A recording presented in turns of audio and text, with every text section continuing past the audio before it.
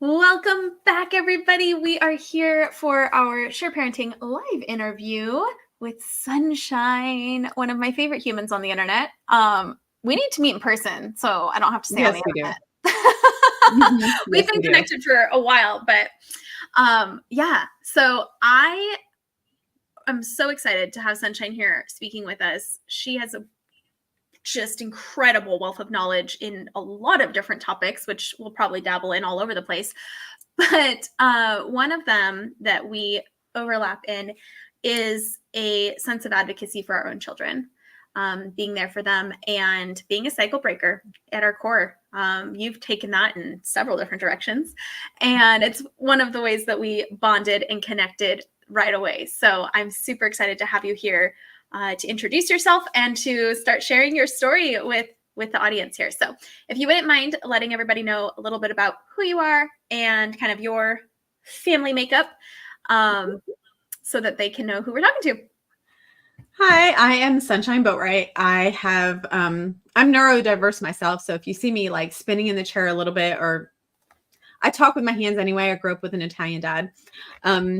But I also tend to pick and all those other fun things that come along with it. And I raised 3 very neurodivergent children, each with their own set of special needs, which we did not realize when all of them were younger. Like, not everything came to the fore right away.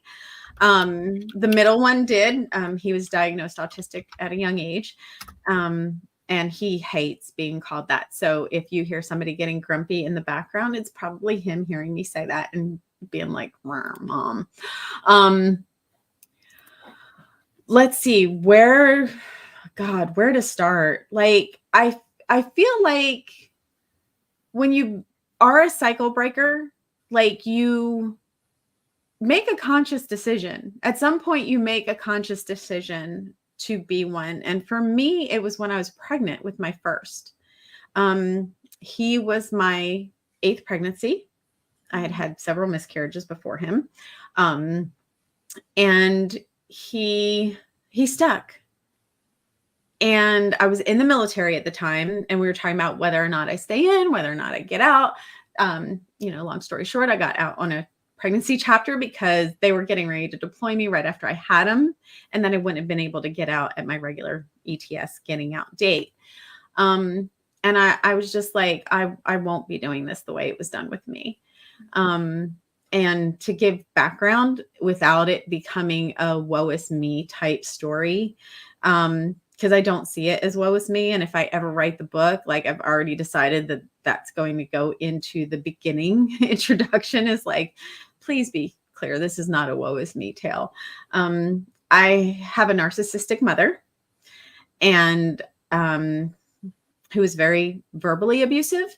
And I had a very loving, and this is going to sound so counterintuitive, loving, but also having been abused, physically abused, man who raised me that I called dad. And so I had the gamut of things to pick from. And so the physical abuse, we didn't do. I was a young mom. I had my kids at 23, 24, and 25. And that's not super young, but it's young enough. Yeah.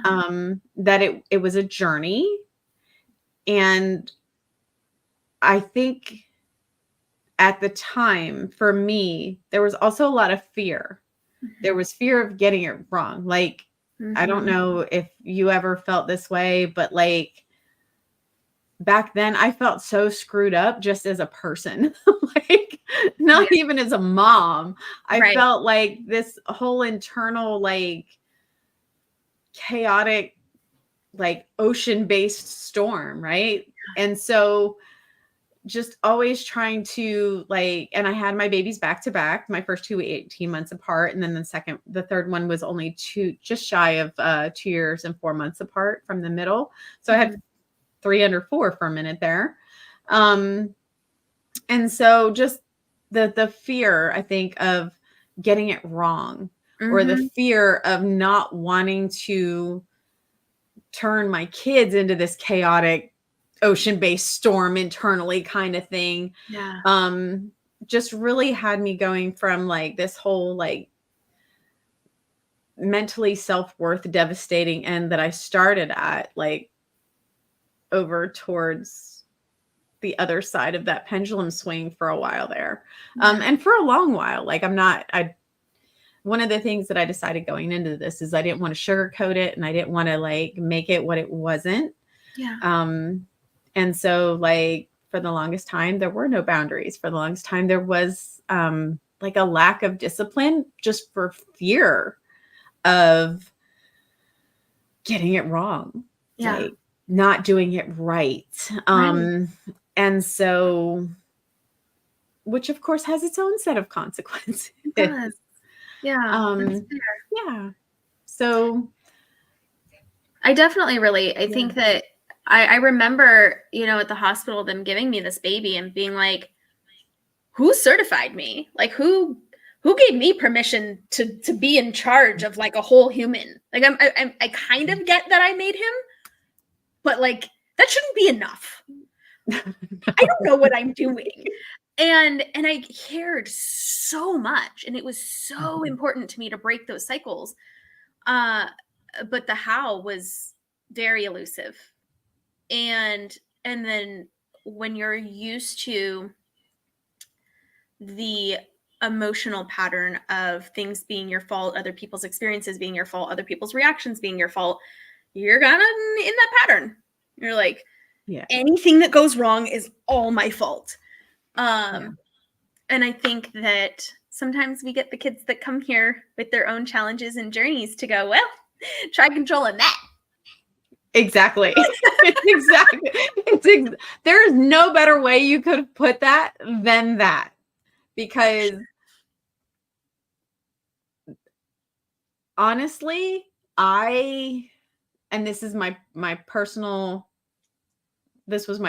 feeling at the time, my personal thought pattern, and everyone else comes at this with their own. So please don't take this as a blanket statement.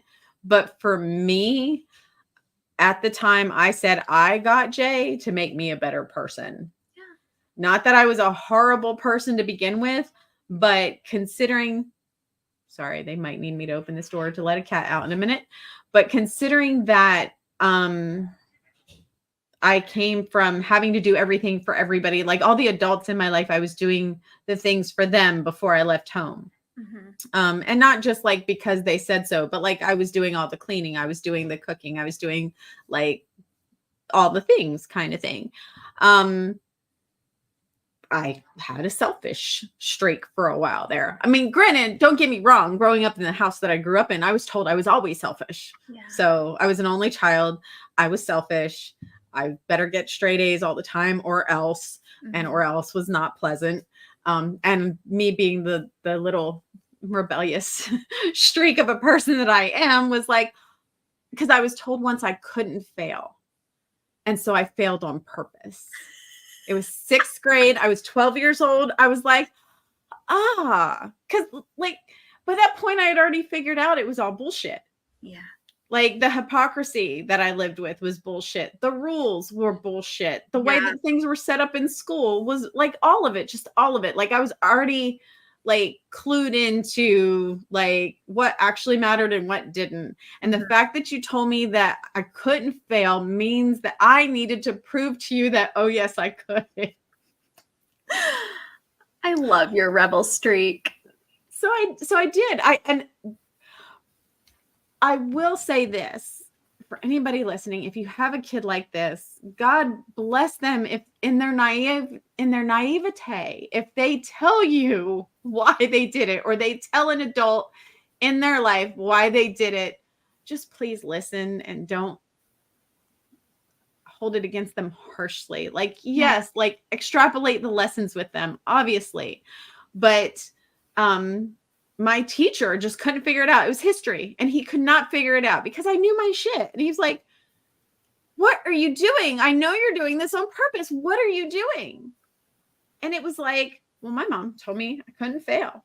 So I'm just going to show her that sure I can. He went straight to her, obviously. that didn't end well for me. The beating that ensued was severe. But the rebellious streak didn't leave. The doing shit my own way didn't leave. Thank God for that. Like, really. I think that's the thing that parents who use those strategies think that they're going to fix this part of the child that they think is broken, and it doesn't work that way. It doesn't work that way. And we can choose to see that streak as strength and fire that they're going to need in this lifetime. My daughter has it. I tell you what, she does stuff. I'm like, for real? For real? For real? I'm going to need a minute. Yes. I would never in a million years. And you're already, she has that fire. And I know she's going to need it or she wouldn't have been born with it. Like, this world is complicated at best. It's beautiful, incredible, and chaotic and messy. And I birth children who have that fighting spirit, and it's really the coolest thing ever when I'm regulated. It's and when we're not, it's like, oh my God, are we gonna survive? But I asked for this. I asked for kids that felt safe. I asked for kids that thought for themselves. Like, and that's the thing. Like, I purposefully raised kids that would think for themselves. Now, since the oldest is left home and the other two are still at home because the special needs run deep. So deep. Some of the thinking for himself has left the building, but he does do his own research and things and all of that. And so I'll just gently remind him, like, hey, are you checking sources? Hey, are you going really deeper? Like, let's go a little deeper down that rabbit hole. And then you'll find this, this, and this. And then tell me your thoughts on it, because I really would love to hear them. Yeah. So, like, I mean, we just had it's so funny. This is like the second time today this conversation is coming up. But, like, we had a debate on writing in books. And I was saying earlier, I was like, look, I resolved all my childhood trauma about how you do not ever desecrate a book, ever, but like, I'm writing in the margins of books and it's a conversation with the book. And he was like, no, because then the next person, I said, the next person's issue is not my problem. Like, this is my book. I paid for it. If it goes to them, it's still not taking away from their thing, because then they get to A, see the point in the book, but B, they can argue with the book or agree with the book, and they can also argue with what's in the marginalia for or against. I love getting a book that has little annotations. I think it is so, I buy books at thrift stores a lot. I find it's like, I feel like I'm touching this energy of a person through time and space. Like, this is a little part of your soul that you felt so compelled to commit to writing in the margins. That, like, I get to peek into and see something about you and how you see the world. I just think that's so cool. So, I never really wrote in books. I never really thought about it, but I've seen that debate, like, just go wild on social media, and it always cracks me up, because I think it's so neat when I do find something like that. I don't know, it's fun, and I think it's great when we have those conversations with our kids and they get to have their own opinion. My oldest is soon to be 11, and he has very strong opinions about some things. And it's really interesting to see him develop the skills to support his opinions. Yes. And I love that. And I told him before, I'm like, we don't have to agree. We can have different opinions. And that doesn't really make either one of us wrong necessarily. We just see something different. We have a different, goal, or we have a different experience that then colors that situation. But that's the study. It's to see, how did this opinion form in me, and how did this opinion form in you, and what can I learn through that process? And being able to do that with my kids, I find to be really fascinating. We have a lot of different religious beliefs in our family, like origin. And so that can be a really interesting discussion. And then each of my children have their own beliefs, which is really, really interesting. And of course, like, those can evolve and change over time, but it is so cool to me to see them considering things and like reading something and then considering that and reading something else and considering that and making connections between, fiction and nonfiction and mythology. And it's just, Yes. but yeah, I want the free thinkers. I want the people who can analyze and then reanalyze and then reanalyze, not from an anxiety place, but from an I'm always learning place. And A growing and evolving place. Yeah. Yes. And I think that that's really a core value in our home. So I can't be shocked when my kids are like, well, I disagree with that. I'm like, gonna have to hear that out. Because sometimes they have a really good point. Sometimes they really do. And I personally have a belief that our children choose us for reasons. And my oldest came to this earth to teach me that I do not get to control everything. Yes. And that is same. Ever evolving journey. But I'm really, really grateful for that. And then, I think that my youngest, my kids are so fun. My middle he's this little spirit that has so much of my chameleon, where he can go play with the littles, he can go play with the bigs, but like he has really firm lines in the sand. And it's like a light switch. It's like totally agreeable and pleasant, and then absolutely will not cross that line. And to watch him be able to be agreeable, but also really firm in what matters to him is like this life experiential lesson for me. Because exactly. I used to be so agreeable and boundaries were so hard.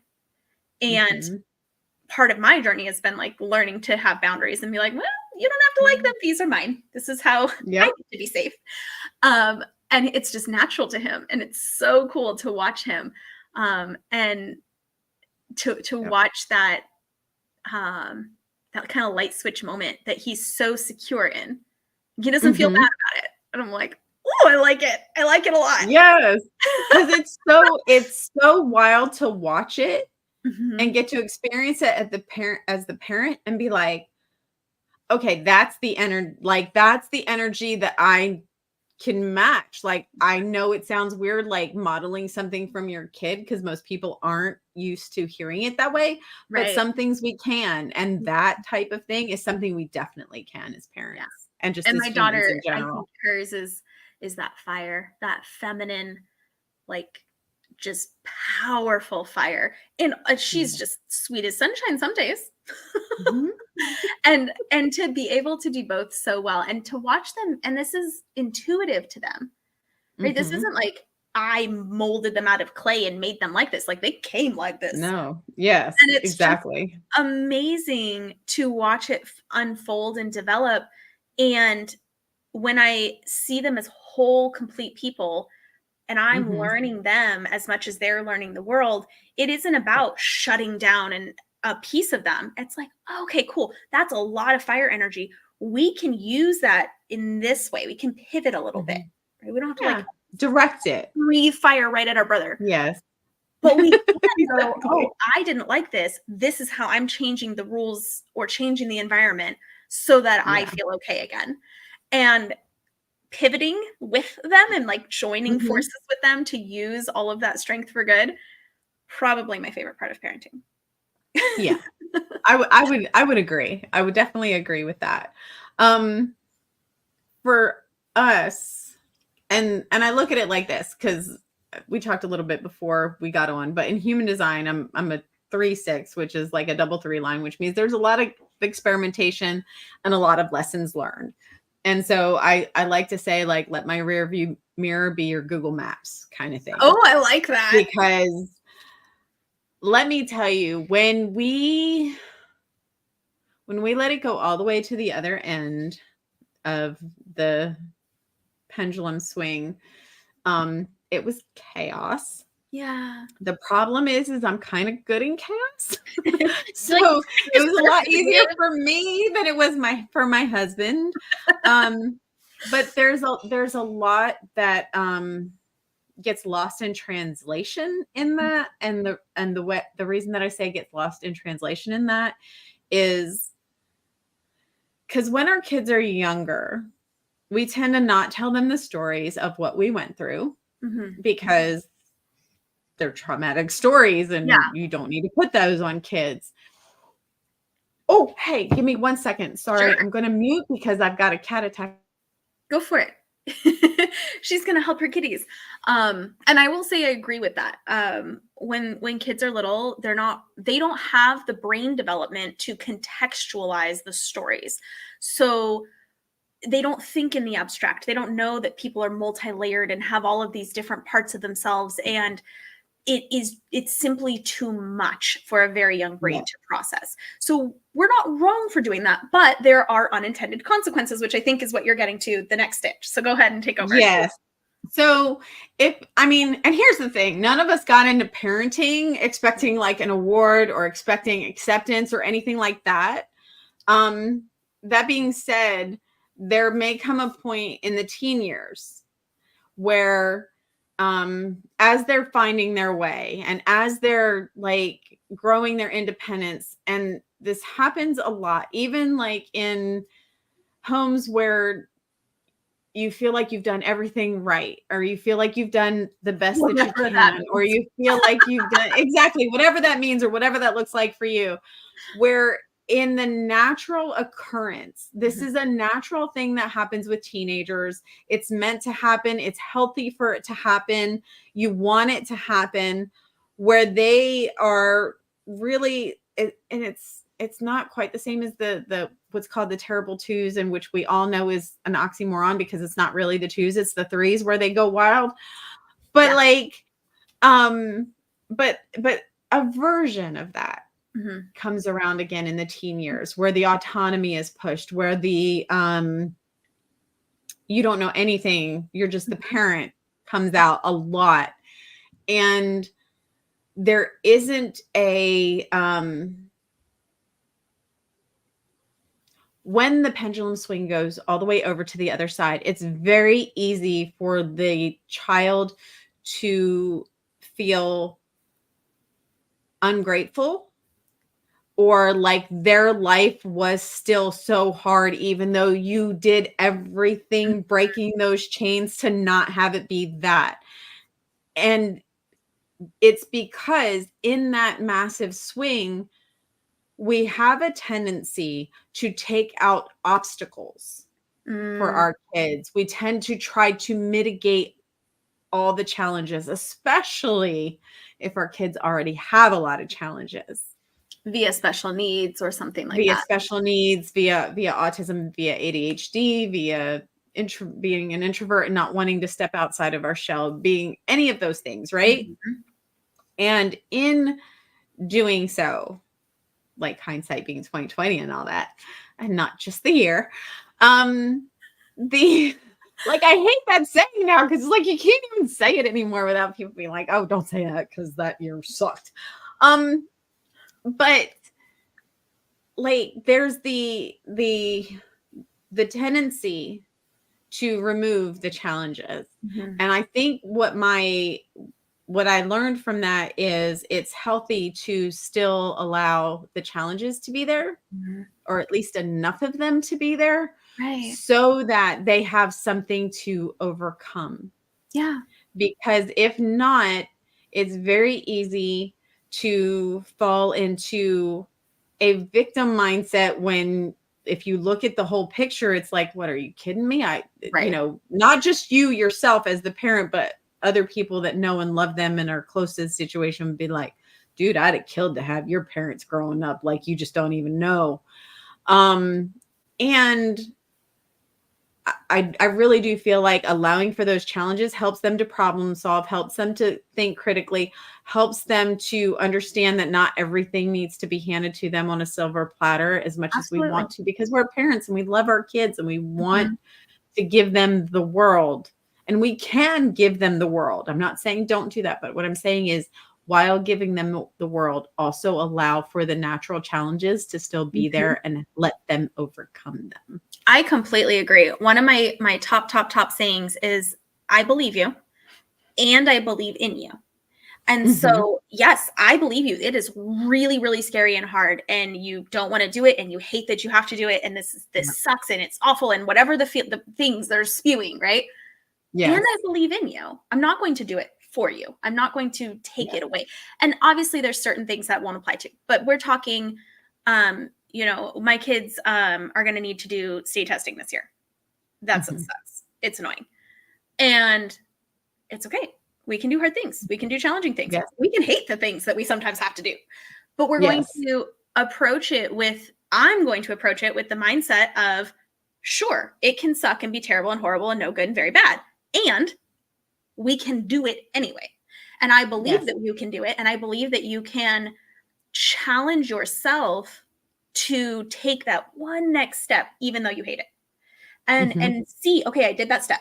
Well, then can I take another step? And I do not give two rips about this particular test because literally nothing rides on it. If they just have to take it, they could go through into the bubble C, right? So like that helps because I don't have like stake in the game. Nothing bad's going to happen. So I want to acknowledge that that's kind of a unique place to be as far as a challenge. But, my oldest has already said, like, this is dumb. I don't think I should have to do it. Fair enough, man. But you also want to do it.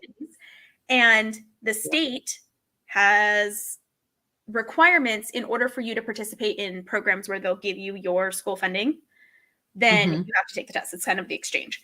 And there's activities he particularly wants. I'm like, guess what? It's paid for by you taking some test. So I can agree with you and I can hear you and I can validate you hating it.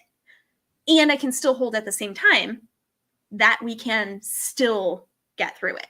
And I think that there is a temptation, especially when our kids feel really upset, to be like, okay, well, we just won't do it then. And that is an option in this situation. I could choose to withdraw them from the program, not take the funding. And if it was going to be like a lifelong detrimental, traumatic thing, then I would. But it's not. It's just a hard thing. But it's not. It's a hard thing. And we can get through hard things. And I think that we have to at least be willing to consider, is this something that I'm removing an obstacle that they could have the experience of my parent believes in me and thinks I can do hard things and thinks I'm capable and strong and can overcome. If we're removing all of those, like you said, there's this sort of like, well, now my expectation is that there shouldn't ever be a hard thing. And as we know, that is not life, That's not life. And that doesn't mean go make up hard things to shove at your kids to prepare them for life. No, there's plenty that'll come their way. Exactly. Yeah. And I think that you had touched at the beginning of that segment about normal adolescent development requires that our children start to differentiate themselves from us. They have to find the places where they're different from us, where we don't get it, and I put that in quotes because it's a common phrase, not because I'm mocking them. No, exactly. And they need that part so that they are brave enough to go take on the world. The world is a scary thing.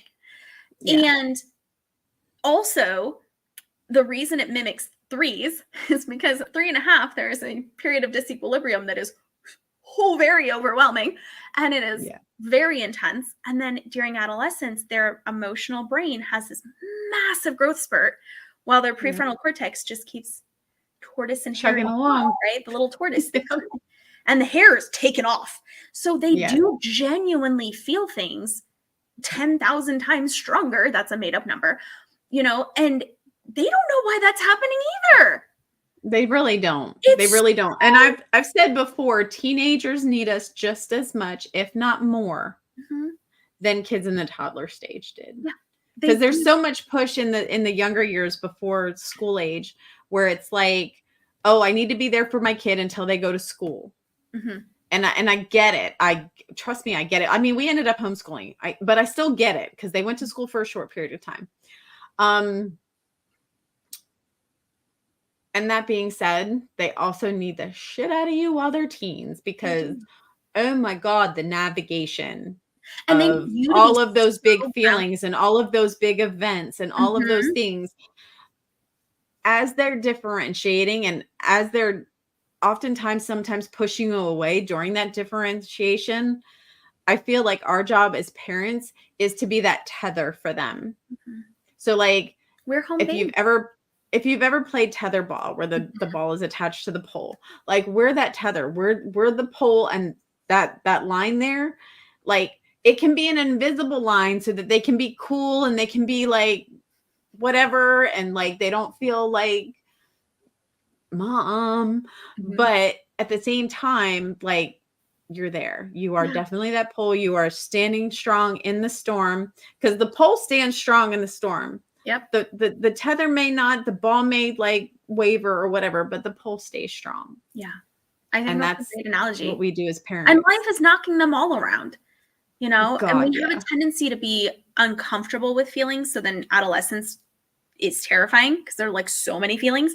And so when Mhm. we practice that beginning part of their childhood, getting really deeply grounded and comfortable with our feelings, with their feelings, with people's feelings, it's not so alarming. It's like you are, distressed. And I've seen Mhm. you distressed, and I know that you can handle distressed. So I don't have to panic. I get to be a support system. Yes. I get to be here while you navigate. And I believe you that this is heartbreaking. And I know, I don't have to say it even, but I know that we're going to get through this. Mhm. And that certainty provides an energy to your support where you're not putting your anxiety on them to stop feeling that way to make you feel better. Yes. And when kids they did a survey of teenage boys, and I want to say it was either 79 or 84% of them wish they could talk to their parents about their feelings. And I I'm was not like, that's a surprised. high number. I mean, That's I'm a not very high surprised, number. but I was like, that many said it. I think that was Yes. a little surprising. But it was anonymous, and they felt like of all of the things in their teen, they could deal with, the parents want them to get whatever grades, and they have pressure from their coaches and their teachers, and they're dealing with it. But what they really wanted was to be able to say, this is actually hard, and have somebody not tell them, you should see what real hard is. You wait till the real Yes. world. It is hard for them. This is their real world. And we can believe them and believe their experience and not make it a comparisonitis game, and still believe in them, not clear the road and no Yes. obstacles, no challenges. It's like, right, Yes. I'm going to walk next to you, maybe several pieces back because you'd like to be independent. Mhm. But it's a practice Exactly. of independence. It is and this is exactly what happens in the toddler years. You'll watch, if you're at a park, you can see this happen with littles. They'll wander, and then they'll look back and they'll be like, They'll look back to see on if you're there. still there. They're like, Yep. I'm here, and they're like, okay, I'm good. And then something will happen that they're uncomfortable with, and they'll come running back to home base. And they're Yep. like, okay, you were there when I needed you. Now I feel comfortable again, and I'm confident, and I can go out. And that's the way that dependence breeds independence. Mhm. And so it's not all that different. Obviously, bigger bodies, Mhm. Bigger different problems, feelings. but they are Yeah. going out in the world and practicing independence and trying stuff, and then they need a safe place to land when they come home. And I think it's so beautiful to create that with them, knowing there is no such thing as a style of parenting that makes for zero conflict and zero feelings in the adolescence. I think No, sometimes as exactly. cycle breakers, we get a little bit idealistic. We're like, well, if I just parent right, again, whatever that means, then they'll be always 100% cooperative, and we'll just have a beautiful, like, kumbaya Hallmark movie kind of moment all the time. That's not human, though. No, it's not realistic at Feel all. all of the feelings. All It's of not realistic at all. And as you touched on when you said, like, this is what I asked for, when we actually feel safe, we feel even more of our feelings, Mhm. and we feel them deeper. Sometimes we feel them Yeah. longer in the short term because we're fully Yes. processing them instead of shutting them out and waiting 30 years before we can actually process them. Yeah. So, We don't know anything about that. right? And so I think that having a expectation that's kind of aligned with reality is helpful. Mhm. And um the idea of being able to collaborate with our kids to figure out, what supports or scaffolding do you need to overcome these challenges, as opposed to how do I make the challenge go away? Yes. I think it gives them something extra to do it that way. Exactly. And I think you touched on something, like you spoke to it, and then I feel like it needs to be highlighted. I feel like it's one of the signposts to know that you're a cycle breaker and to know that you're a change maker in your generational patterns is the part where you talked about the feelings, because those that choose to be change makers and cycle breakers don't make what their kids feel be about them. Like, I've noticed that pattern. Those who are here to break the cycles, those who are here to create change in their lineage, do not make their child's big feelings about them. Yeah. They just, the tendency to do it just isn't there. Like, I feel like it's a self-awareness thing, but I also feel like it's a choice thing. I also feel like it's a divinely guided thing. Like, when you decide to make that change, when you decide to be the cycle breaker, there's no like roadmap. I mean, I was going to say there's no book, but you wrote a really good book on it. So like, well, thank you. There's that, but there wasn't that when I decided. And I was in a military community. We went overseas when my oldest was 3.5 months old. So I didn't know anybody. Like, it was really wild. Yeah. So there was none of that. And it's human to still make mistakes, again, for whatever that word means in that context along the way. But you'll notice it when you do that. You'll notice it when you do something that's not part of you deciding to make the change and be like, okay, I'm not doing that again. And go ahead. I think that it might have to do with, okay, so you're in your family of origin, right? And you're told what to think. You're told how the world is through your parents' lenses.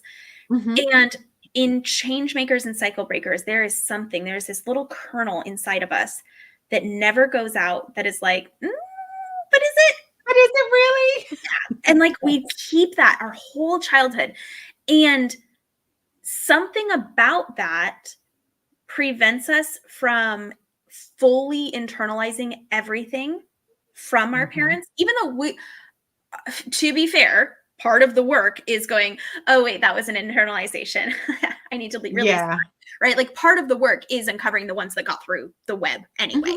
Yes. But we started that like young. Like, I have pretty clear memories of being like 8 and being like, you guys, all these adults have like this chaos in their world, and I'm going to like observe it and kind of make sense of it, but it didn't feel like it was mine. And I felt it's a hard feeling to feel kind of outside of your family and separate in a lot of ways.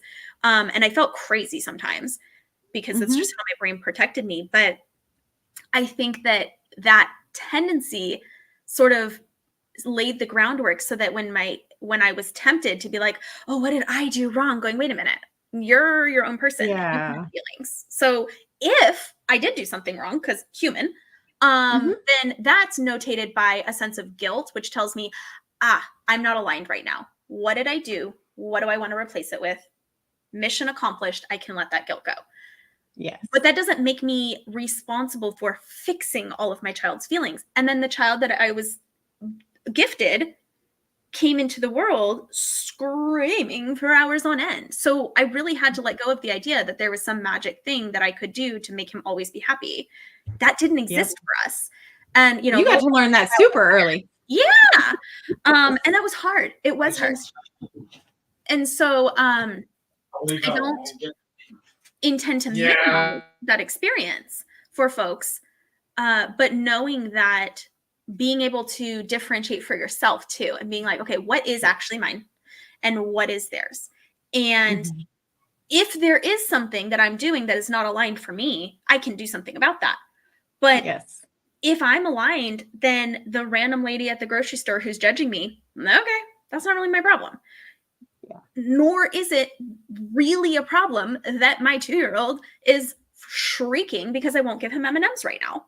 Like, we're grabbing dinner, we're eating dinner, we're not getting M&Ms today. He's not happy about it. He doesn't have to be happy about it. He's allowed to be angry.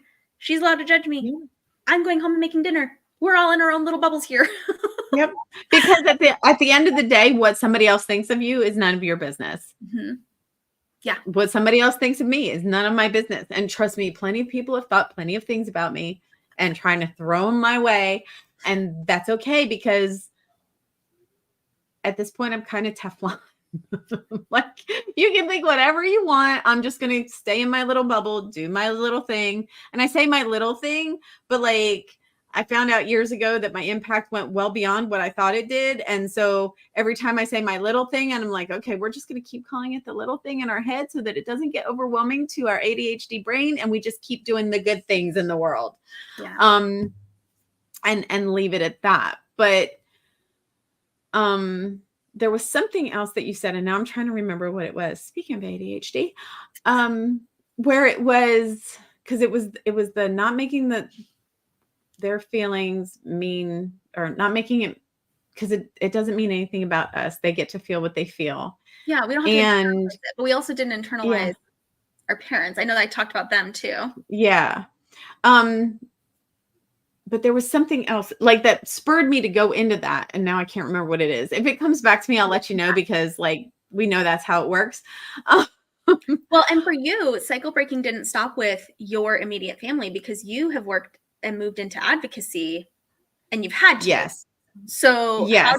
How did that transpire for you?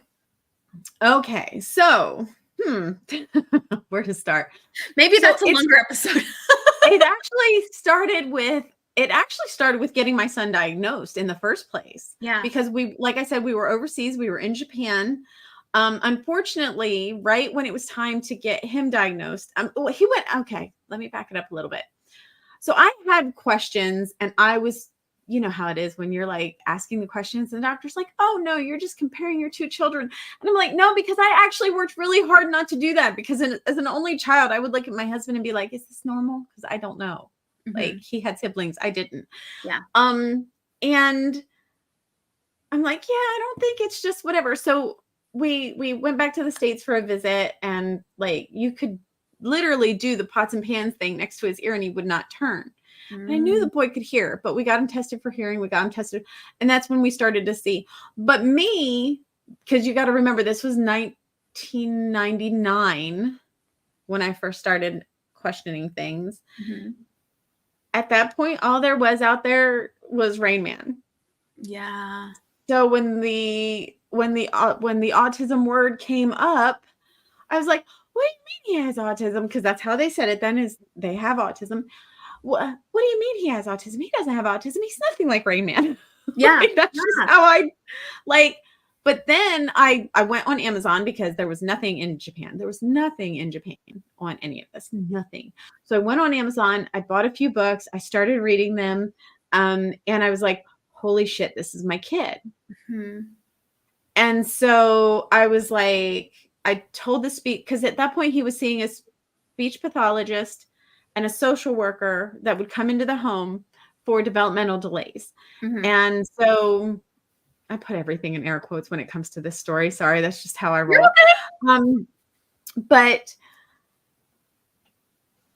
I was like, no, I want you to redo everything, because like I've done my own research, and like, definitely autistic, like, definitely. There's no two ways about it now. And they were like, okay, we'll make a list. So I still have a notebook that is me writing down all the things. And they were like, oh, well, we need him to see the developmental psychologist, but unfortunately the developmental psychologist just PCS'd out of country, and there's none here at our base, and there's not one at the Navy base. So we'll get you to see the one at the Air Force base. And the one at the Air Force base, for whatever reason, had a hair up his ass and would not see my kid. He would come to the base. I found out later he would come to the base and see somebody else's kid, but he was like, oh no, he can wait.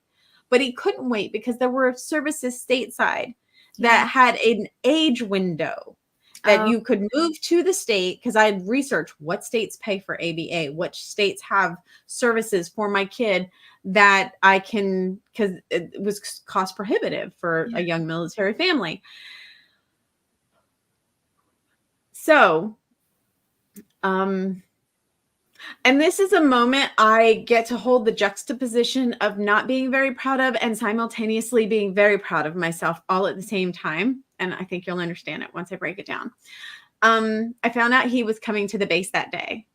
And my husband, to his credit, my husband's captain, the commander of that company, called this man's office and said they need to fit him in while he's here. Mhm. And they told that man, you're not in charge of us. You're in the Army and we're Air Force and you can't tell us what to do. And he then conveyed that to me. So I went to the battalion, which is above the company. For anybody that doesn't know military, some people do and some people don't. So I'm just going to give the breakdown. Battalion is above a company. So I went to the battalion because I was going to speak with the XO. I knew that, like, it's a small base in Japan. Everybody knows everybody. The sergeant major was going by, or was it? No, the first sergeant was going by and was like, hey, Mrs. Boatright, are you okay? I was like, I need to speak to the battalion commander. Like, I need something done. And they're like, oh, well, we're getting ready to go into a meeting. Like, he blew me off, but in his defense, he did not realize the state I was in internally because my outsides did not match my insides in that distinct moment. Right. And in the building he went. And I proceeded to flip the fuck out right there in front of the battalion. I was like, you don't have time? You don't have time? That's fine. I have time. I have so much time. I have plenty of time. And granted, I'd already had my daughter by this point. So like somebody was with my kids and I was going to go kill a man. Like that's exactly what I said. I said, he's going to see my kid or he's going to die. Like this is just going to happen. Like I'm sure that probably would have been classified as some kind of mental break in that moment. Right. But I was done. I was done being stonewalled. I was done my kid not being seen. I was done not having the diagnosis. I was done not being able to take him back home stateside to get him help. Yeah. I was done with being pushed aside. I was done with his needs not being valued. Right.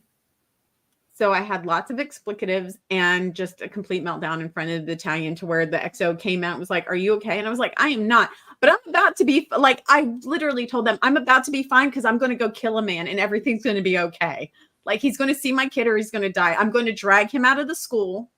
I mean, I'm from New Jersey. I was in the military myself. I'm not afraid of anything. Oh my God. So like, I'm not afraid to go to jail. I wasn't afraid. Like, I already knew somebody who'd killed somebody over there in Japan. Long story, not going to go into it right now. But like, I already knew what the Japanese like penal system was for it. I knew my chances weren't good, but my kid was going to get his diagnosis and somebody was going to take him back stateside to get him help if it wasn't me. So I was good with it. Like I'd made my peace kind of thing.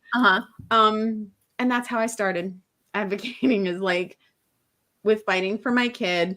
And then going back and learning the laws and learning like the stipulations and learning the ADA guidelines and learning the like going through rights law, which still has books and programs and everything that if you don't know about it, you can go to rightslaw.org, I think is the website. Yeah. Might be .com, but I think it's .org.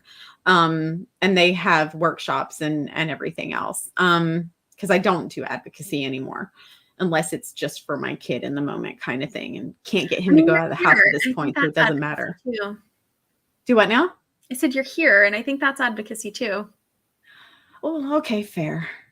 I'll concede that. That's fair. You know, I think there's parents out there that are like, they're feeling unheard. They're feeling ignored. And seeing somebody who was able to push so hard for their kid a decent amount of time ago is inspiring. Yeah. It's but I don't recommend threatening a life because I don't recommend that exact strategy.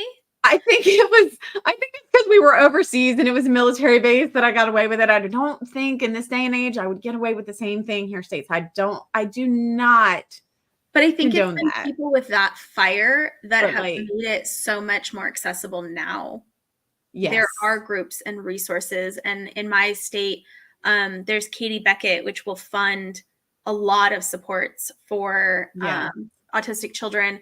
And there's a lot of things like that, right? There's different pieces that somebody had to fight for. Yes. Right. And so that fire, that rebellious streak, as we called it at the very beginning, like that is the type of energy that creates change. Yes. Right?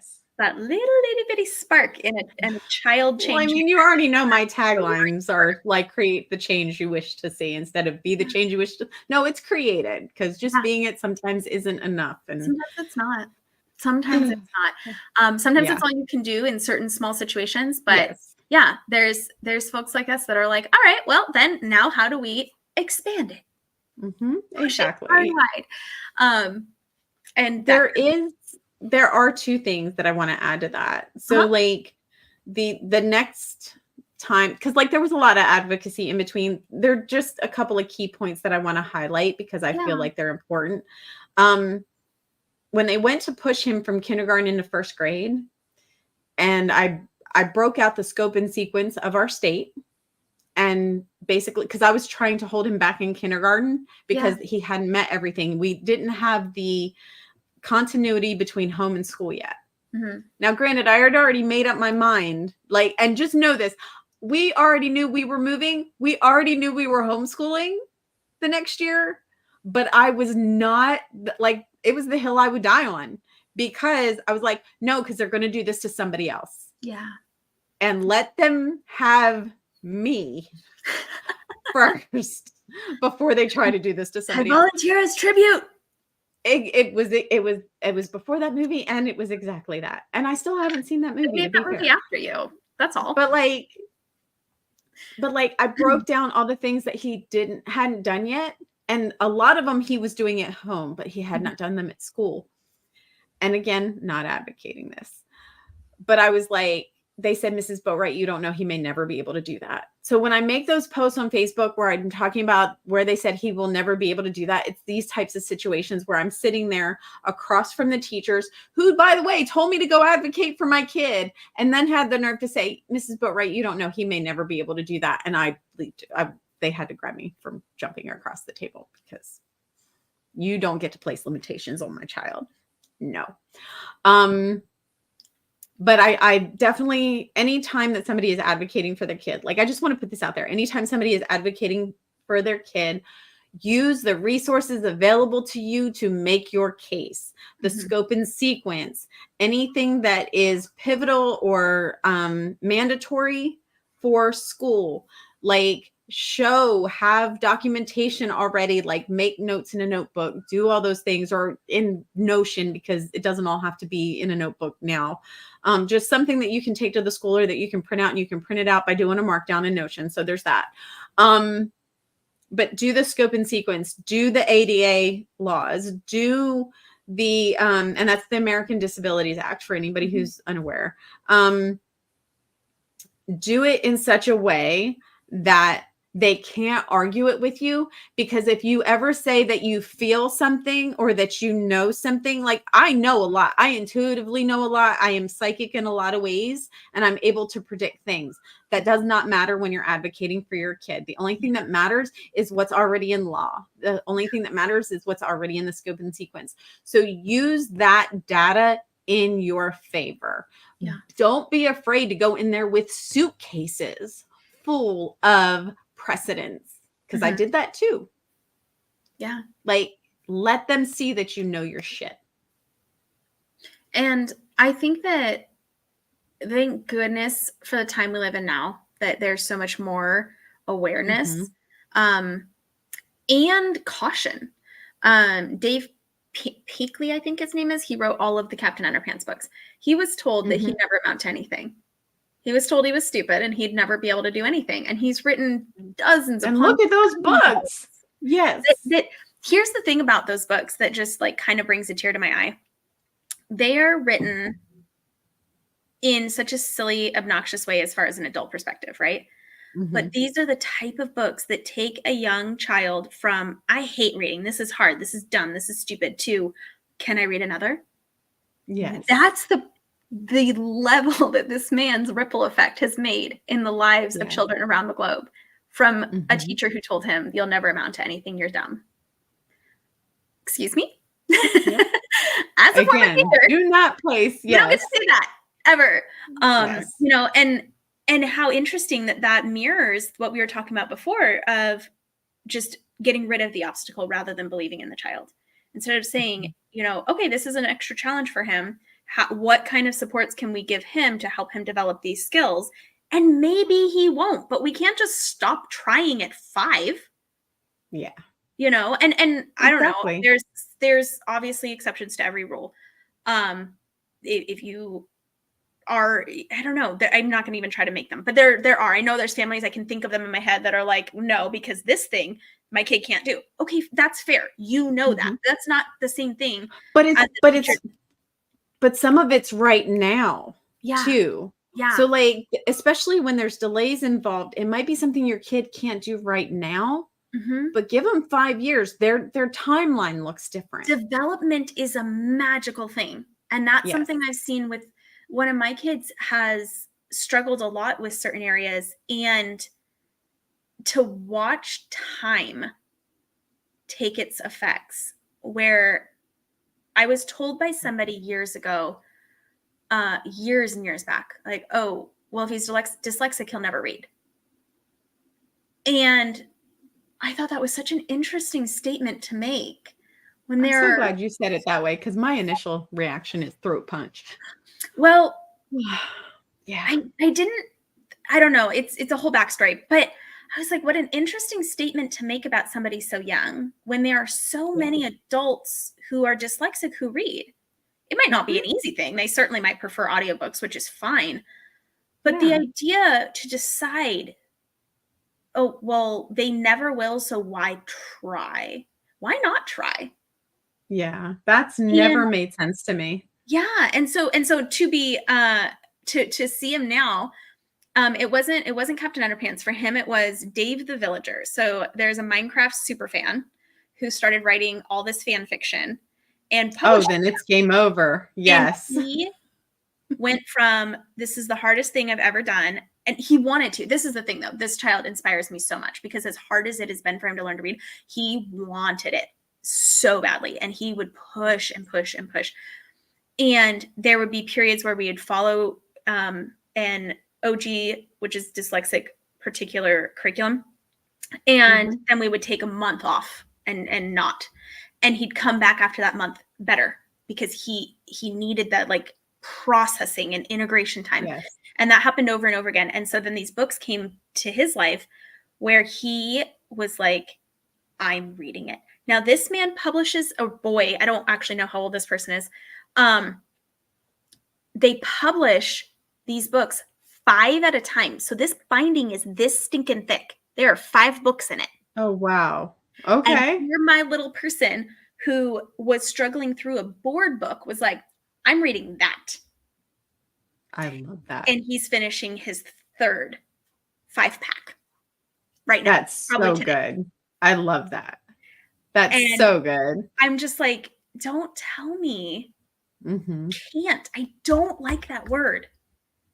There are few and far between circumstances where I believe that word. Yes.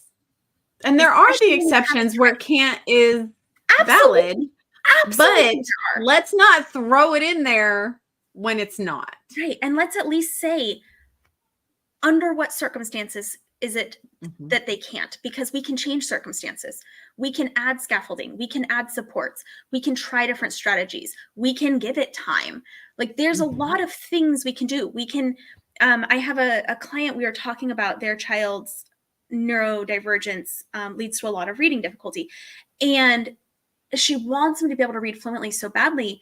But as he's into his teens, it's like, is this ever going to happen for him? I said, well, here's the thing. Even if it doesn't, that doesn't mean that this child cannot process written information. There are now tools that go around with us all the time that will read it to you. Exactly. Like Yes. there are ways. Yep. There are always going to be ways that we can support the brain that you have, the brain that your child has, to help you thrive more and better.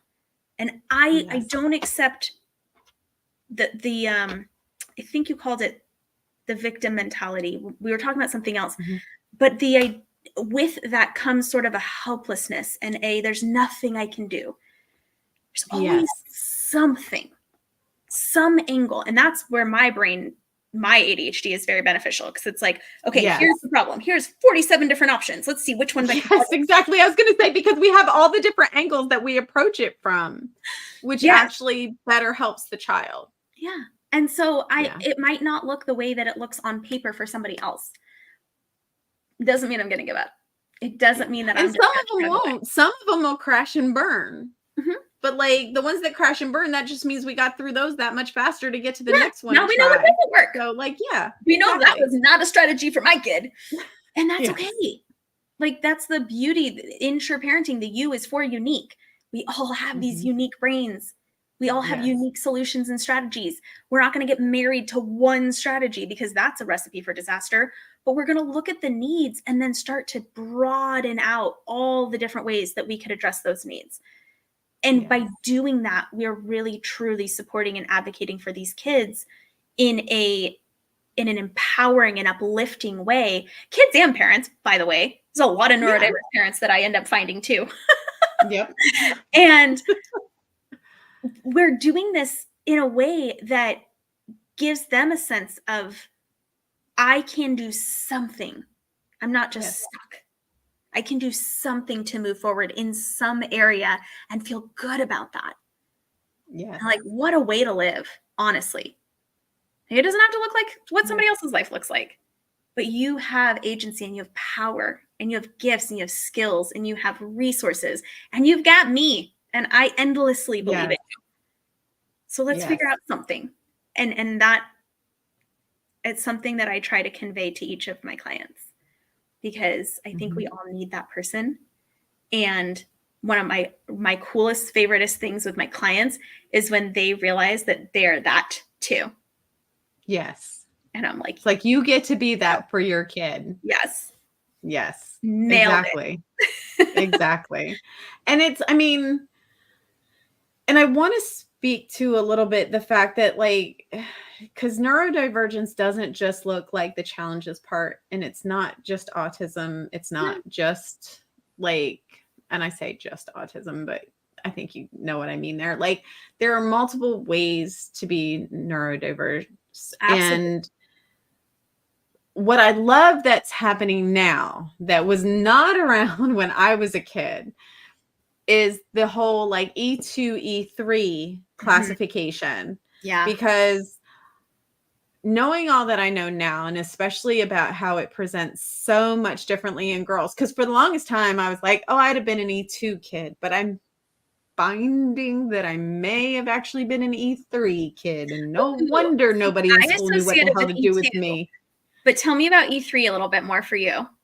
And I say E3 because I don't even know if E3 is a real thing, but like it's usually gifted and like ADHD or gifted and that was what I autism or whatever. And so, but with finding out how autism presents differently for girls, than it does so the boys ADHD plus the giftedness. Yes. Gotcha. So I'm like, I don't know that E3 is necessarily a thing. If it's not, it should be. But exceptional sounds lovely to me. Exactly. And so but I love that that's being looked at now, because it wasn't when I was a kid, and it wasn't even when my son was younger. And the reason that I say, like, I worked really hard on not comparing the two, because, when I first had the two and then the third, and that's why I say, oh God, it depends. Like you swing the pendulum and there are things that you can miss because you didn't know that it presents differently in girls. Yeah. But like my oldest was and still is very gifted, very ADHD. He's like, I'm not autistic, but like, hi kid, I've been your mother your whole life, and I hate to break it to you, but sure, you keep telling yourself that.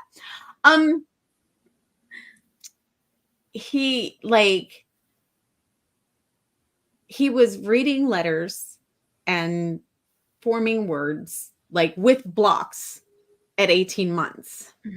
Hyperlexic. Like doing math equations on the wall at 3 years old. Like very. So there were like varying levels all throughout the house. You're doing this, which is so important, because for those who don't know, 2E is twice exceptional. 3E would be thrice exceptional, which is something that Sunshine's coining for us. And what comes with that is asynchronous development. So while all of their brain power goes to this hyperlexia of like, I can spell and read at 18 months, their physical development, they're like not necessarily walking as well as their peers. And you're like, you notice things that are different, or their emotional impulse control, self Mhm. regulation, emotional regulation, that's what I'm going Yes. for, is significantly behind their peers. Because the way that they're developing is like one branch, then another one, instead of maybe a neurotypical child, in quotes, is kind of growing all the branches kind of sort of the same way. Yeah. The part of that 2E, 3E is that very evident asynchronous development. And it is so, Yes. so interesting. But that speaks to the time we are talking about, because a lot of those kids, they need that extra time because Yes. their brain was over here focusing all the energy here. It's not that they can't ever develop this just because they didn't develop it by 5. They can, and they might, and they likely will, but it's going to look different, and it's going to be on a different timeline because that part of their development is on a different timeline, and it is confusing. Yes. It can be hard as parents, and then a lot of us we live in a world where we focus on the problems and what's wrong so much. You go to the doctor and it's like, well, are they doing this exact thing? Are they doing this exact thing? Oh, they're behind. It's kind of my least favorite phrase. It's annoying. It can be Yes. helpful, perhaps, in like the slightest way to be like, oh, I can keep an eye on that. Or maybe there's an extra support or a different way we could approach that. But the amount of like stress that I see put on parents over things, it stresses me out. I'm like, could we not take a breather? Yes. Anyhow, but yeah, so then in your home, you have this exceptionality and these levels that are so varied per child, which is hard. It's Yes. complex. And here's the thing, because there are some that advocate that everyone should homeschool. And I don't advocate that because I don't think that everybody should homeschool. And I don't think that everybody is designed to homeschool. Fair. That being said, we did.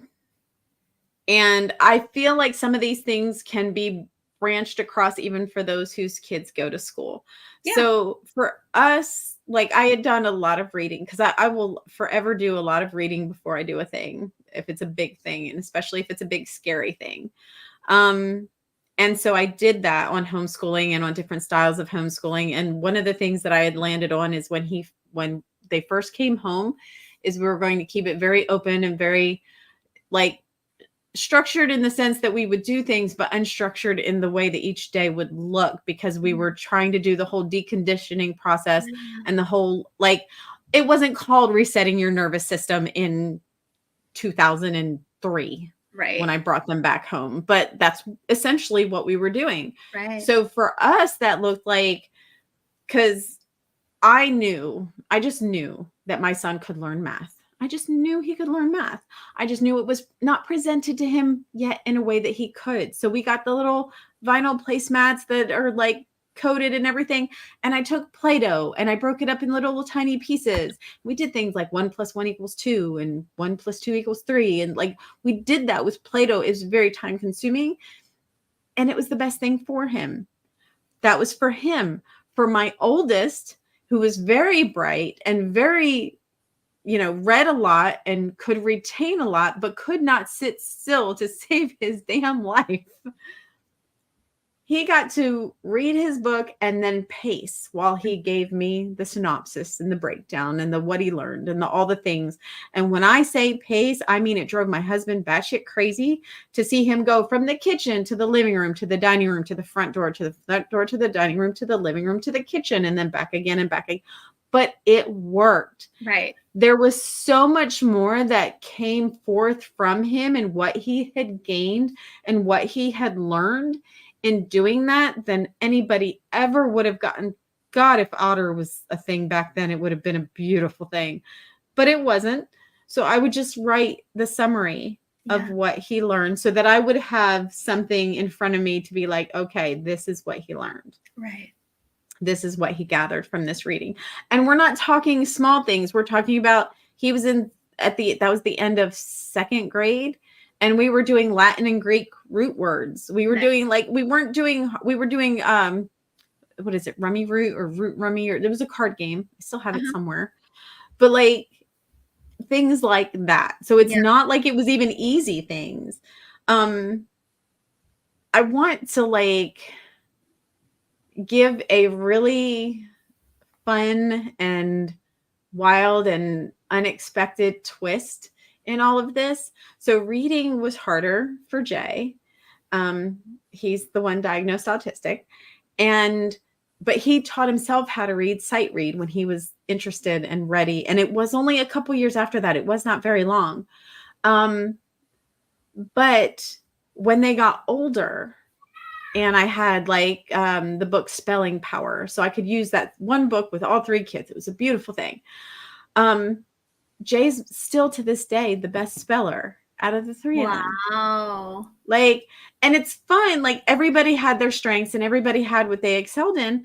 But like, because my oldest was very, like I said, some shit will come back to bite you in the ass no matter what you do, right? It's just the nature of being a parent.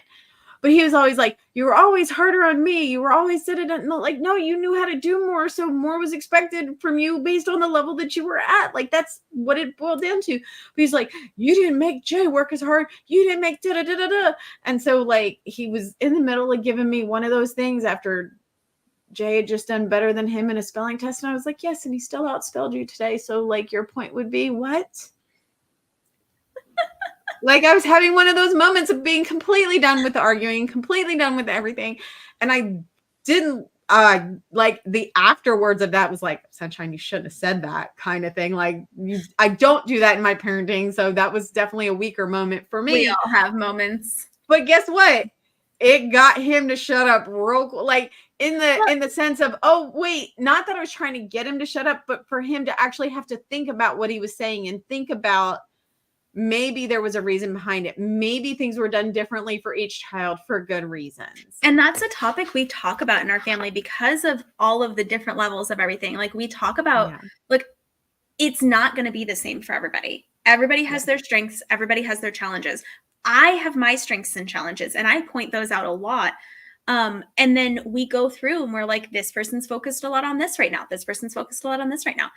And it can be really hard for a kid who, and I don't know if Jay experienced this or cared, but to watch your sibling be better, like across the board or seemingly across the board.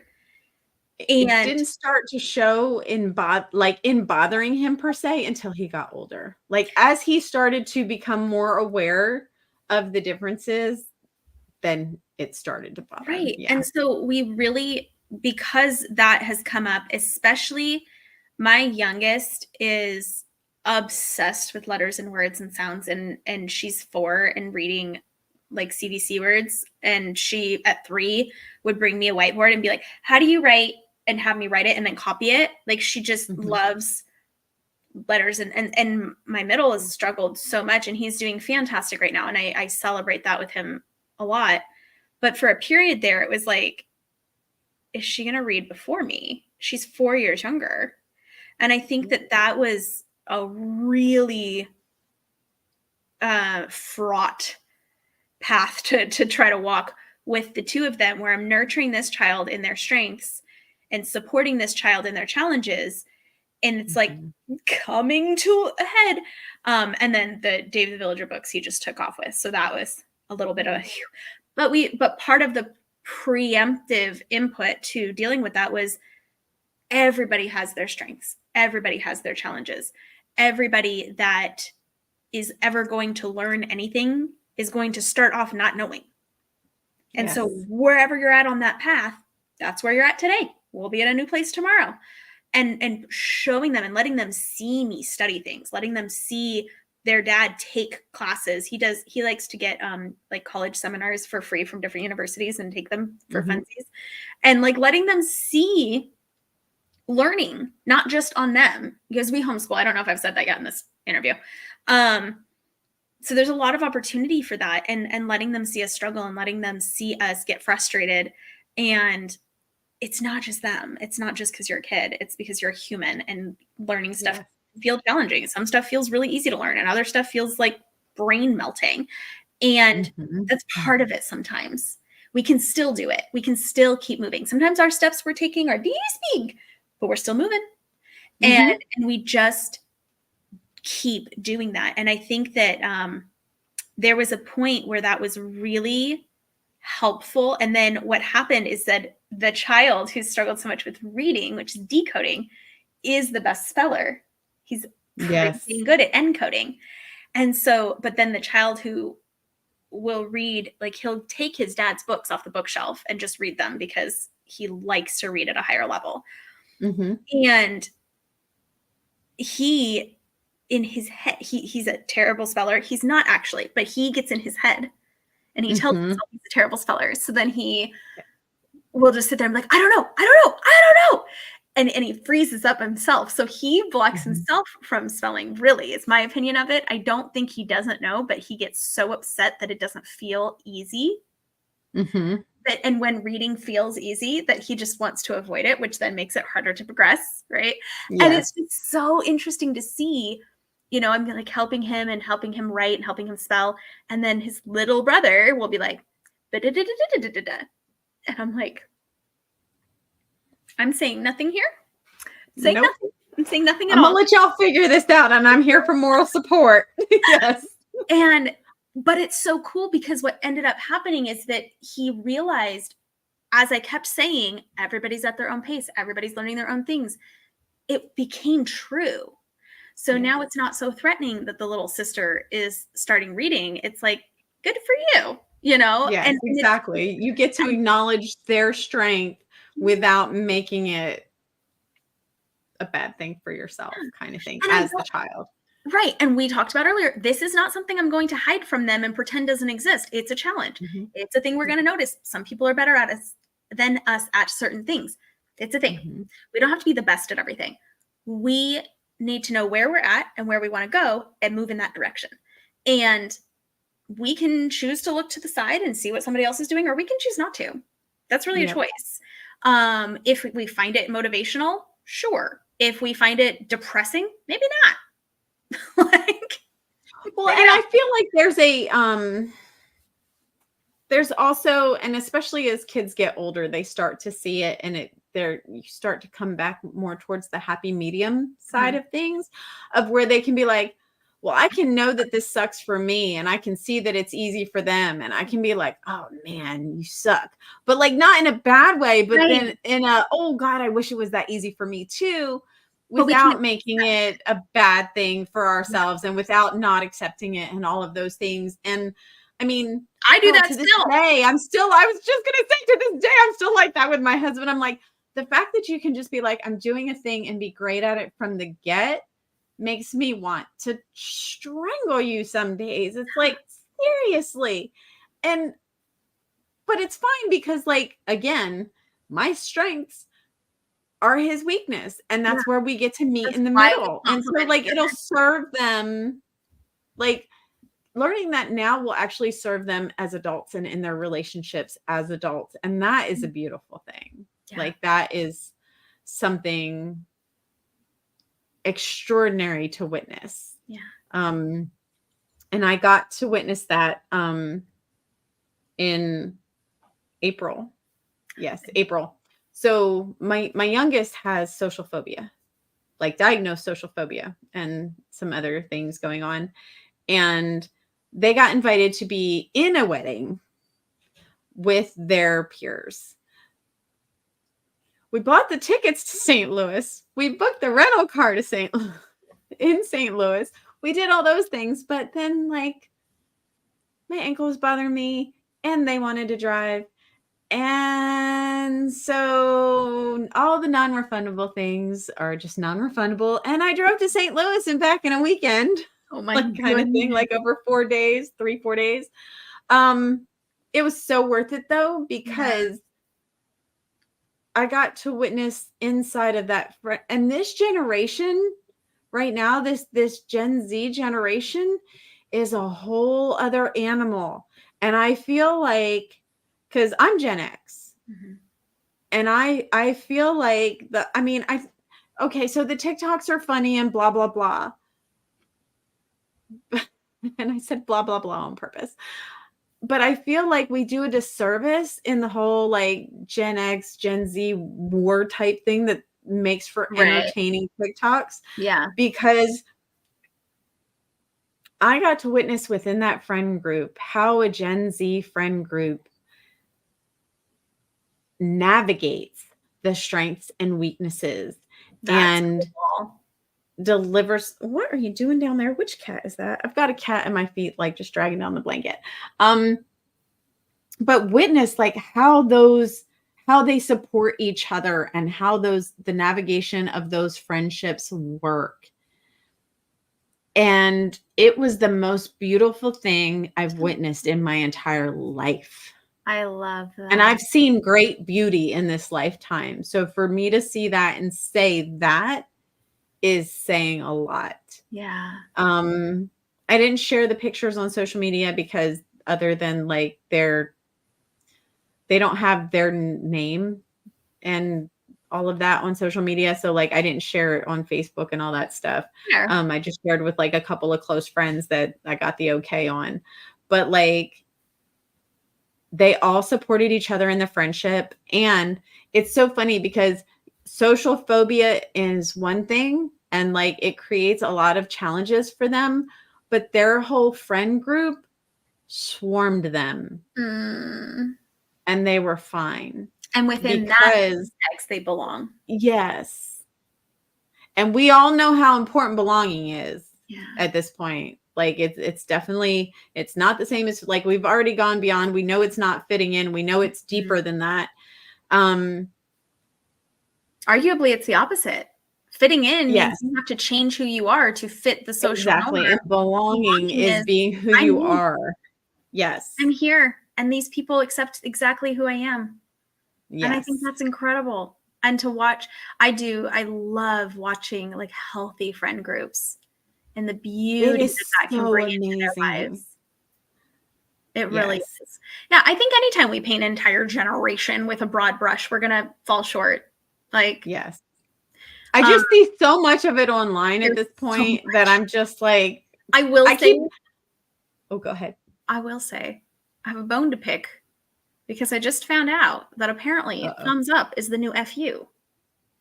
Thanks to I felt that way. No, you know what though? Here's where I'm going to reel that one back. I'm so glad you brought that up because I was thinking about that earlier today because I was like, if I ever made a TikTok, it should probably be that one because I felt like it's a fuck you since way before Gen Z said it.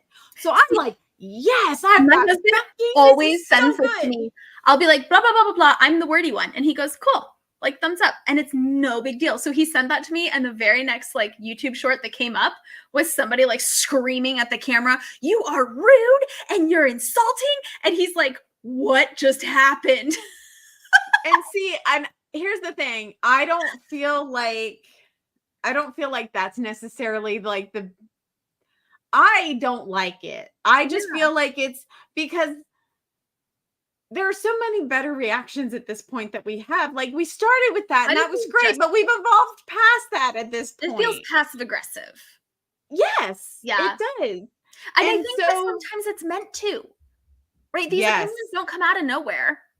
But again, broad brush, I don't think every thumbs up is intended as an FU.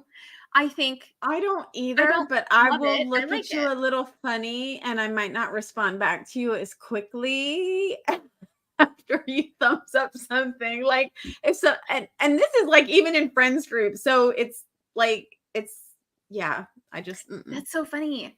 I've seen, well, you know what I get awkward about is if somebody posts something like really tragically sad, I don't like it and don't love it. Like, what do you put? It's like, care. I'm glad you shared. The care emoji like, at this point is my go-to for that. Or if it's sad, like if you lost a loved one or you lost a pet. And I will do that as well. But because I work online and because I know how the algorithm works and I know how social media works, I will do both. I will comment and I will react. What bothers the piss out of me is how close together those buttons are with the laugh emoji. I know. And how quickly that can go sideways. I'm like, can we move that button somewhere else? Yeah. Can we put it on the other side of the mad emoji? Because I never use the mad emoji, but then I might accidentally use the mad emoji from that point. I know. So and then maybe just leave it where it is. People use the mad emoji, I think, on accident sometimes where it's like, That's an interesting thing to get mad about. I don't know. The emojis thing has kind of caused some drama. I think we should go back to using our words. Yes. Maybe But that's I what I like think. emojis too. My opinion will change by tomorrow, but I'm like, maybe we just all need to We do reserve the right Full to change our sunshine. minds. and do both. That way there's no confusion. I liked Yeah. it because I'm proud of you for speaking out, not because I like what happened to you. Yes. Just to be clear. Exactly. And you know, context and nuance matter. Another conversation I've had all day today is context and nuance matter. One of the things, because before I forget, because you know, the ADHD, it means that things will leave the brain. Because we're speaking about advocacy and we were talking about autism and different things.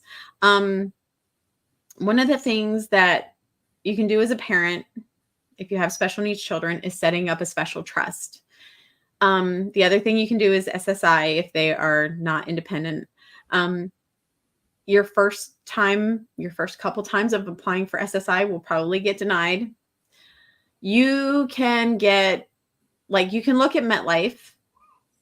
MetLife has legal plans. MetLife has legal plans that are like $22 a month. Wow. These legal plans have lawyers that know how to do special trusts. Nice. And setting up, because apparently what I didn't know until we went to the MetLife lawyer is, and it's not a MetLife lawyer, it's a lawyer that accepts MetLife, just to be clear, so that people don't think like it's just some shuckster on MetLife or something. The insurance lawyer. Yes, but it just means that they take that and what your coverage is. That's right. They will set up a sublease for your child or your adult child or whatever, because for SSI and the like, it helps to show that there are expenses and that your adult or your whatever is expected to help contribute their portion. And so, like, and it just ends up being whatever their portion of the rent would be. So if there's 3 of you in the house, then that would be a third, right? Yeah. And that goes for rent, that goes for utilities, that goes for internet if they use the internet. Yeah. Like all of those things. So they will do an itemized breakdown of a sublease and all those things, and you have to show like what their portion of expenses would be and all of that. And that helps get the SSI. Huh? And that helps them to get the SSI. Yeah. Well, that is supposed to. We got denied like right away. And there's an SDSSI or DSSI. I can't remember what it was called. If you apply for that one first, and I didn't know this again until we went to the lawyer like a month ago or 2 months ago or whatever it was. We initially went when I broke my foot and like I still wasn't very mobile yet. So we didn't go back and turn it in and we had to redo everything. Like once I was healed and mobile. But that it's supposed to help. Yes, it's supposed to show that they have expenses that they need to pay for and do the SSI or the DSSI or whatever it's called for the other one. The difference between the two, so that everybody knows, is the regular SSI, there's a lower amount of money that can be in their name for anything. Like the threshold for that is lower. The other one is, it's either DSSI or SDSSI or whatever it is. That threshold is a little higher. That's the only, that's the only difference between those two. And I don't know what they are, so please don't ask me. But we did the one where the threshold could be higher and we got denied. And so we're going to go back to him and do the other stuff. The other thing is, like, you can have the SSI go to the trust. Like, there are certain things that he told us with all that. I'm not a lawyer. I don't play one on the internet. So definitely get with your lawyer first. I probably should have started with that. But these are definitely things worth checking out because, you know, I've just messaged that to a friend who has a beautiful boy and she lives in Texas. And she was talking about having to pay 2 different lawyers like $6,000. And I was like, honey, let me tell you about MetLife. That's like $22 a month. Like, get you some and save your money. Yeah. Because most people don't know this and they need to know this because it is already so expensive to raise any child with special needs, whether it's physical, psychological, any of those things. They're just always going to be added expenses. So if you can save yourself that, sorry, I've got, reminders coming through the phone in the yin yang. Like, save yourself that money. Save yourself that money and then put that money into the trust for your kid. Like, it's so much better that way. And we need You this can put collective properties into the trust. Like, there's so many things that you can do to make sure. And the reason that we're doing this and the reason that I'm sharing this is because one day you won't be here and it's going to cost money, and it's going to you're going to need somebody that's going to be responsible for that money and for that now grown adult. And getting all these things set up helps you to have that.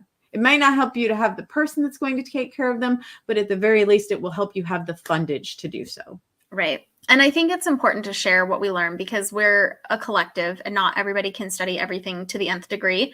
And so when we learn something helpful and beneficial and we can share it, it helps that many more families. And you talked at the very beginning about the ripple effect. And I gotta say, Sunshine, you're going to have to accept one day that it's not a small effect. One of these days, you're just going to have to accept that. But until then, like, we're going to have to make it be a big one. And what's wild is like, because, and that's the thing, like, when we're in it and we're in our own little bubbles, because we did talk about being in our own little bubbles. And boy, I'm so, like, my husband will be quick to tell you, like, she really is in her own little world. Like, and I'll get mad if somebody tries to take me out of it. Like I said, E3, probably not E2. I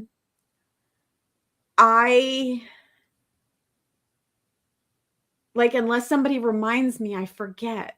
Yeah. Like, and when you have trauma from childhood, and so I also know that there's CPSD involved in my, like, when I went to get my ADHD evaluation, the counselor talked to me about everything. And when we were done, she looked at me and she said, "Are you still in contact with your mother?" And I said, "No, I am not. I have gone no contact for the second time," because my dad tricked me into being in contact again a few years before he passed, which is good, because then, like, because when you go no contact, it kind of messes with the whole family thing. They said good. Yeah. And for a counselor and therapist to say good that you've gone no contact, it's not the validation piece that most people might assume. Is like, oh, good, you were validated. I told my husband, I said, it wasn't the validation piece for me. It was the guilt. Because you still feel the guilt, especially when you're told, like, when you're groomed as a child, if you don't have anything nice to say, don't say anything at all. But that person says horrible, mean things to you to the point where you try to kill yourself at the age of 14 for it, kind of thing. Like, deconditioning the guilt piece is really hard. So having the therapist, like, I was good with my no contact. Don't get me wrong. Like, I was good with it. Life was easier. Life for my kids was easier both times. But, and if my mother finds this on the internet, you will know, because there will be a comment under your YouTube video, just so we're clear. But the guilt piece of that, that inner good girl piece. Like, and it's funny because I was having a conversation with someone the other day and they said something about inner good girl. And I said, oh, I think I finally killed that bitch. So, like, that was, and it doesn't mean that because I have a big heart and I want good things for everyone, including my mother. Like, I want healing for her and I want good things for her. I just don't need to subject myself to the verbal abuse anymore. The guilt piece is such a beautiful weight that's lifted off. Good. Like, after the fact kind of thing. I think we should do a whole other episode on no contact. We can. We don't have to get into, like, personal, but, like, I think there's a lot of people, or maybe it's really on the boundaries you need for you, including up until no contact, right? Yes. What does it mean to kill the good girl. um, Mhm. because I do think there's a lot of people that are navigating that journey, in what any one individual person needs that's unique to them. And I think people get real judgy around the idea of no contact. And all I can Yeah. say is I'm But glad you there's a long journey that leads up to that. Yeah. Well, okay, for me, there was a long let me take that back a second. For me, there was a long journey that led up to that. Yeah. For most people, it's It not a is one not and an done easy thing. thing. It is a very Yeah, and it's hard decision. And that's why I think we should talk about it. We should go into it. We have surpassed our hour. Whoops. sorry about that. Can't believe that happened with the two of us. Oh, But never. I think that I think there's a lot there. And I think that it's a conversation that a lot of people need to see and hear, because they feel like they're alone in it, and they're not. They're really not. They're really They're not. really not. So we will continue to let your ripple effect impact our audience. Thanks so much, Miss Sunshine. You're I love welcome. you so much. I'm so I grateful love for you. you. I'm so grateful that you are a fellow cycle breaker and that our paths crossed, because you have just Me been too. such a light in my life. And I'm glad to be in this space with you. Makes Oh, me I love you so much. I just love sending people your way. I'm like, because they're like, well, how do you? And I didn't write a book. I didn't do whatever. Like, I just did it for me and my kids. And I don't mean that the way it sounds, but I think you know what I mean. Like, Yeah. that wasn't my, like, I started to write a book. I started to write several books and then ADHD and didn't do it. I have 3 So- half-written books, so I'm right there with you. So I'm just like, well, Yeah. actually, I have this really great resource for you. Her name is Sammy, and she has a Facebook group, and here's her book on Amazon. And I'm like, just Thank go you. forth. So, Spreading the like, love. I love that you do your work in the world, because it is needed. It is still so needed, because there are still people that are waking up to the fact that the way that they were brought up does not have to be the way to parent. That's And right. that's important. I love it so So much. thank Thank you. you so much for being here. Thank You're the best. you. I will talk to you again Great. very soon. Yes. All right. Bye. Bye.